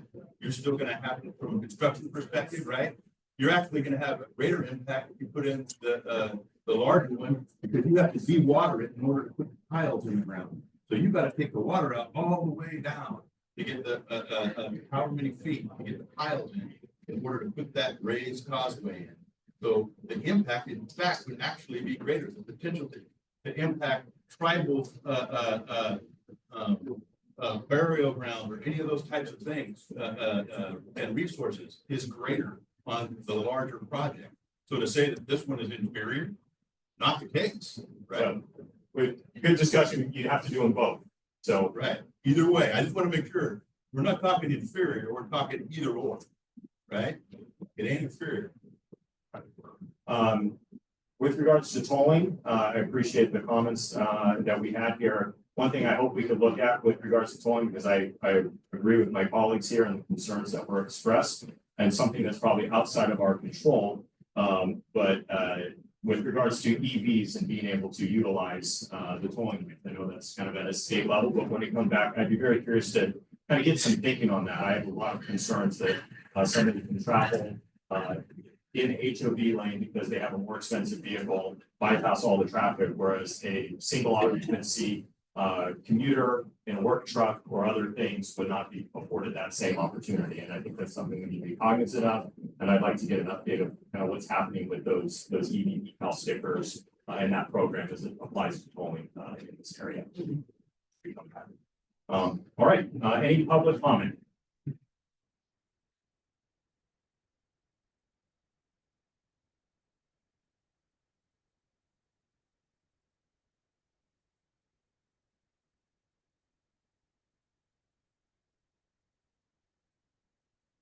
Good morning, my name is Kate Powers. I'm a board member of Marine Conservation League, and for the past several years, we have tracked, provided comment, and advocated for the integration of environmental protections and valence restoration in Caltrans Highway 37 project planning.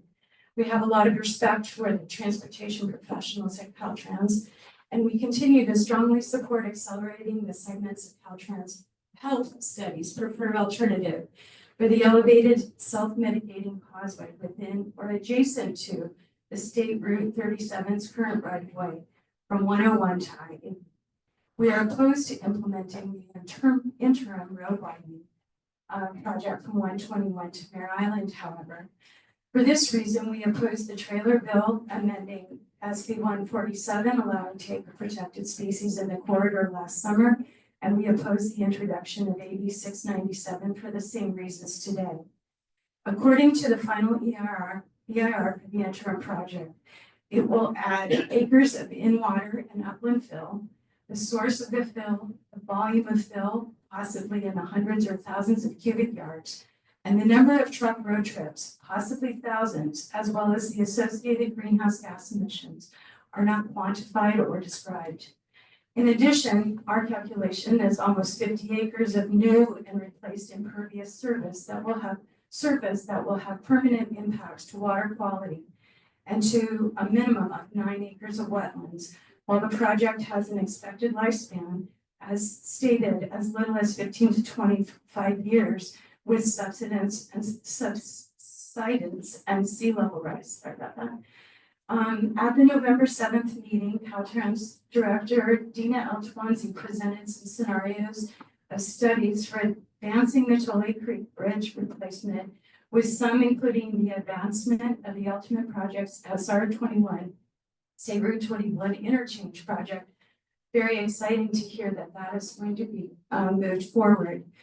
But we particularly were interested in scenarios 3 and 5+, in which the Tully Creek Bridge was raised to a level to accommodate sea level rise to the OPC 2130. And we encourage you to further study how those two scenarios together, the 121 interchange project and widening and raising the Tully Creek Bridge to the ultimate project, would accomplish the interim project's purpose and need, to what extent it might play a large part in that.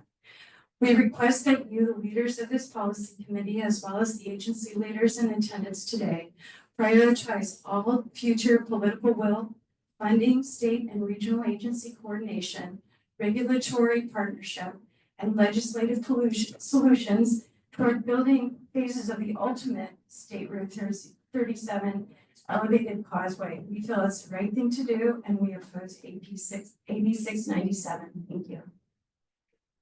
Any other public comment here in the room? We'll go online. We're going to see if we can get the online audio to work. Yeah, I think I figured out the online audio, so. Okay, so I have Barbara Saltzman. Barbara, I've permitted you to speak. You may start when you unmute yourself.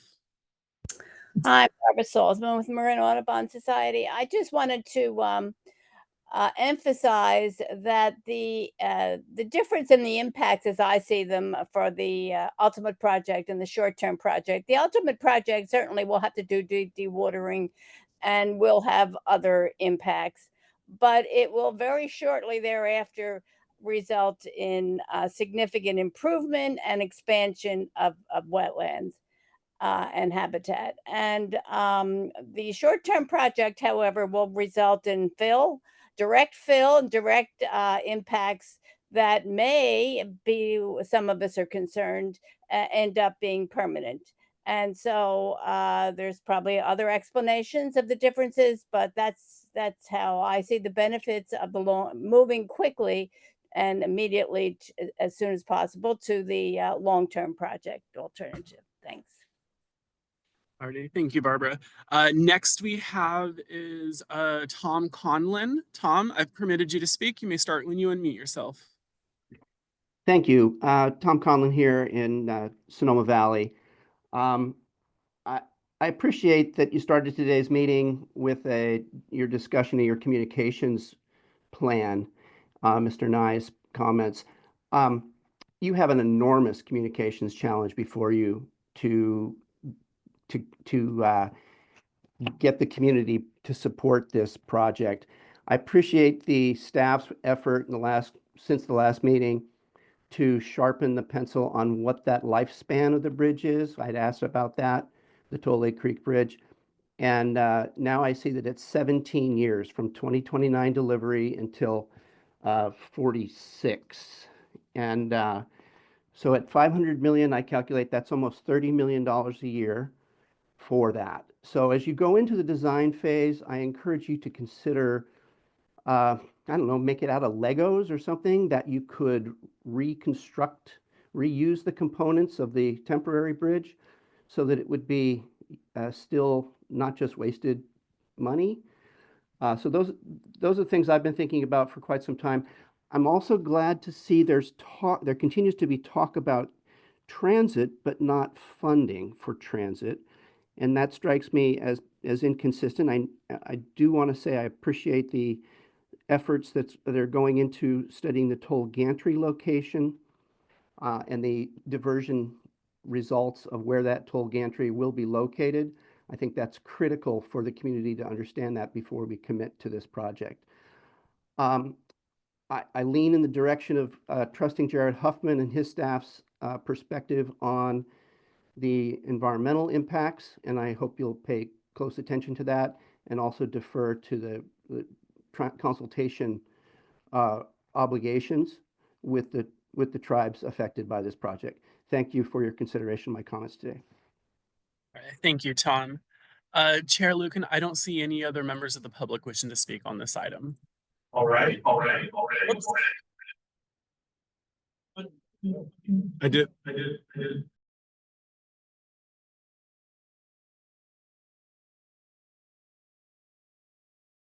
Kind of look to our staff here. Any other thing before we move on to the next item? All right.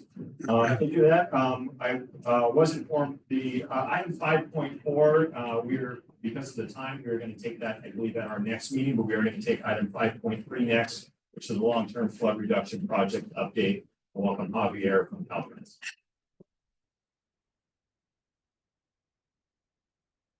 Thank you, Chair Lucan. So I'm Javier Mendeville. I'm with Caltrans Project Management. I'm the regional project manager for the SR 37 corridor. So the Policy Committee, I'll be giving a quick update on Nevada Creek Bridge replacement. But before we get started, I'll provide a little bit of background. This was cleared environmentally through the flood reduction project, and the flood reduction project included causeway between US 101 and Atherton Avenue, so it's the red and the blue portion there on the map. It's a 2.5-mile stretch, but because of the large size, we ended up phasing the project. So my update will focus on the Nevada Creek Bridge replacement part. The scope is self-explanatory, replacing the Nevada Creek Bridge at the 2130 projected sea level rise elevation, and that'll address recurring flooding and sea level rise. Then, like I said earlier, it's phased from the flood reduction project, and it's the first phase of the Ultimate Resilience Program, which is consistent with the Pell recommendation. All right, so this is a slide on cost. The total project cost is 270 million. So that has increased quite a bit since our last cost estimate. Reasons for the cost increase is significant cost index increase, which accounted for labor and materials costs. There was an abnormal uptick around the COVID period. So we're hoping that prices stay steady, so this estimate holds.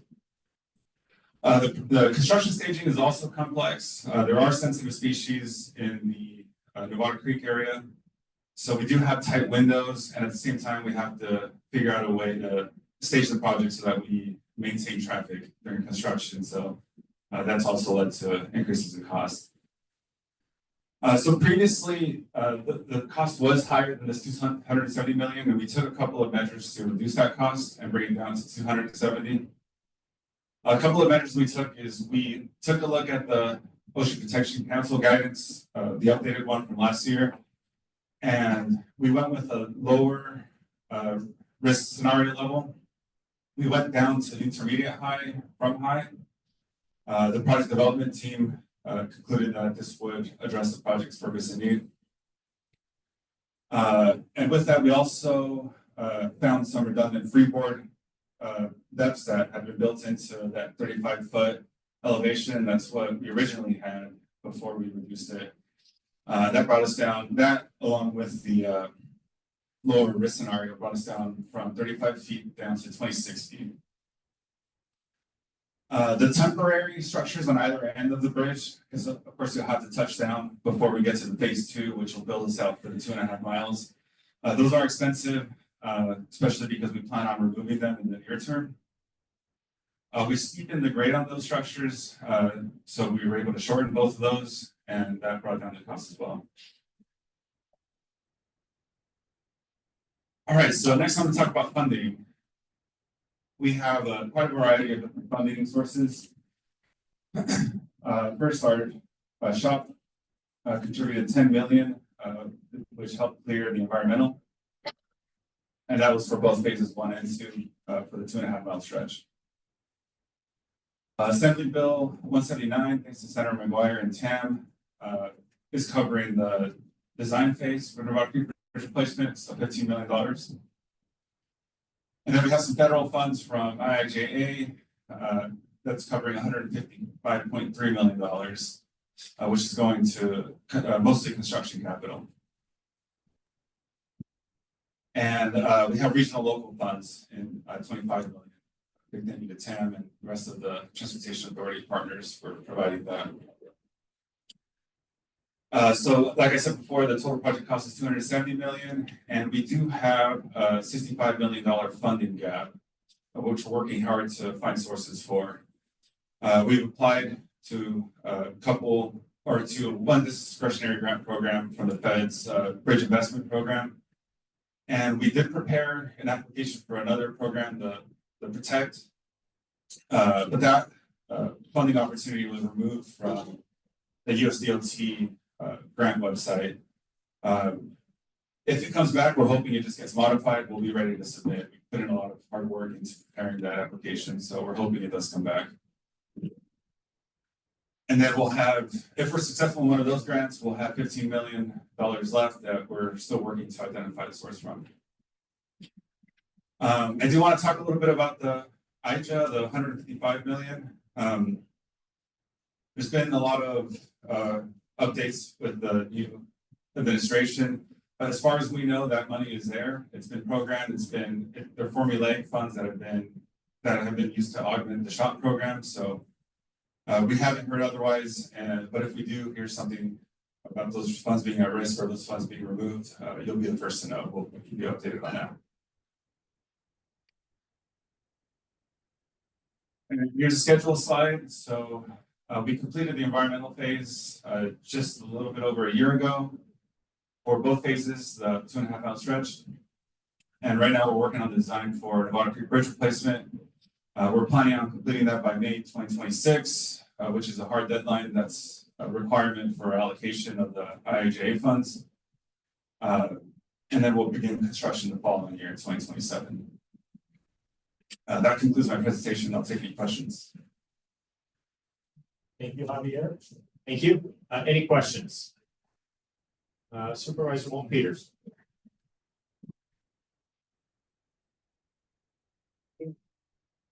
So I want to acknowledge Brooklyn's comments about the other segment and not having consultation or not, it is early in the process. I wanted to understand the consultation with Great Rancheria that happened with this project, and whether they're either to you or to.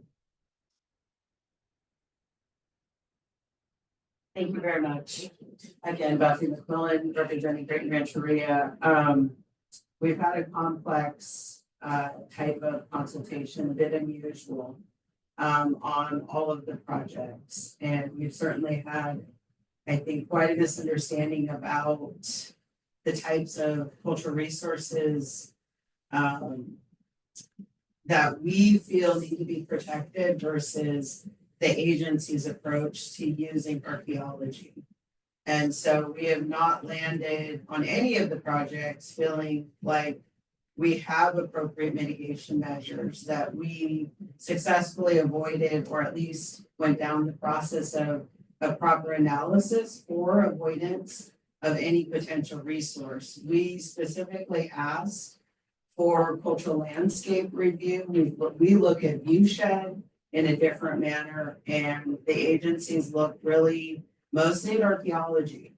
And so things that could be of interest or impacted in levels of significance would have probably got us to a higher degree of protection around ethnobotanical plants, around the types of areas that we feel we need access to in order to, be able to gather cultural resources or basketry practices or medicinal types of activities. So while we can say that there was a checking of the box on consultation, we don't feel that it reached a level of meaningful engagement because the tribe did not have any specific opportunity to actually do the mitigations that we feel comfortable with.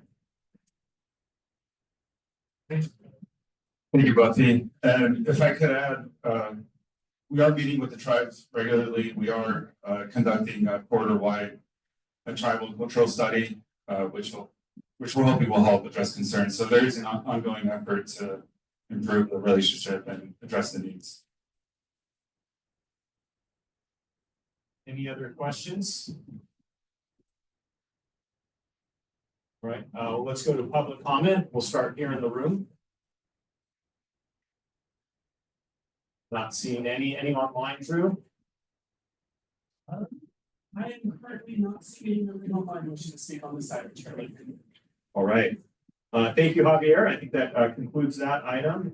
We will go ahead and move on. That the item 5.4, I believe, will be carried over to next meeting.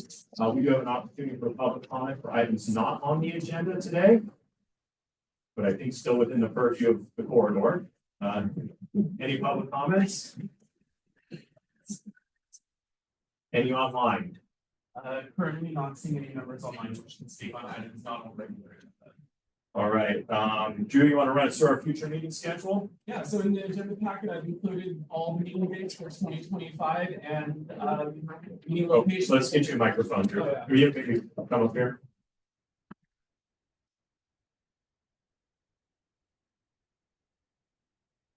I was feeling inspired from the supervisor from Solano. So here I have all the meeting dates for 2025. Meeting locations will vary through the 4 North Bay counties. The May 1st will likely be in Sonoma County. Exact location to be determined.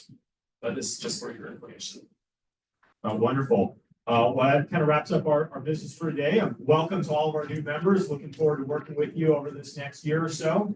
I know there was one question that came up that related to, I think, some of the transit studies that were done. I know we've got a lot of resources available dating back many years on the project website for this. To whatever extent, maybe those materials or the key ones can be sent out to the full board. Just kind of a quick summary. Here are some recent studies that might be good background information for us all to have. I know it's on the website, but pointing to that. And with that, looking forward to the year in this project, and our meeting is adjourned. We'll see you in a quarter.